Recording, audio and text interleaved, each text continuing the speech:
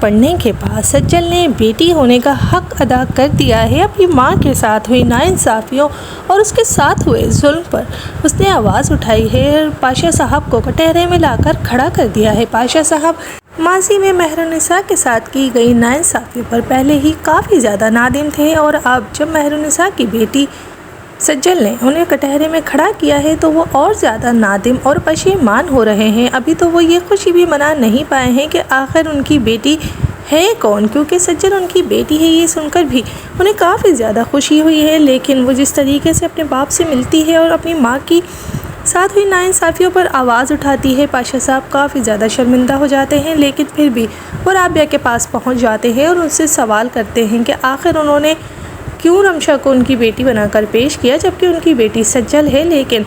رابعہ کچھ بھی نہیں کہہ پاتی ہیں، کیونکہ وہ کافی زیادہ مجبور ہو کر یہ قدم اٹھا چکی ہیں اور اب وہ اس بات پر شرمندہ ہیں۔ اسی لیے پاشا صاحب نے بھی اپنا فیصلہ اللہ پر چھوڑ دیا ہے، کیونکہ وہ رمشا کی فطرت کو اب کافی حد تک سمجھ چکے ہیں اور رمشا کو بھی کافی حد تک ذلیل کرتے ہیں کہ آخر انہوں نے کیسے اس کے جذبات کے ساتھ کھیلا ہے۔ رمشا اب بھی اپنی چال بازیوں سے باز نہیں آتی اور انہیں یہی یقین دلانے کی کوشش کرتی ہے کہ وہ صرف باپ کی محبت کو ترسی ہوئی تھی، اسی لیے وہ ان کے پاس آ گئی، حالانکہ یہ سراسر جھوٹ ہے۔ لیکن جب سالار سجل کو یہ سمجھانے کی کوشش کرتا ہے کہ وہ اپنے باپ سے کافی زیادہ بدتمیزی کر چکی ہے تو سجل ایک دم سے پھٹ پڑتی ہے، کیونکہ اس کے ماں کے ساتھ جو ناانصافیاں ہو گئی ہیں ماضی میں، اس پر سجل کا دل پھٹ رہا ہے اور وہ ابھی بھی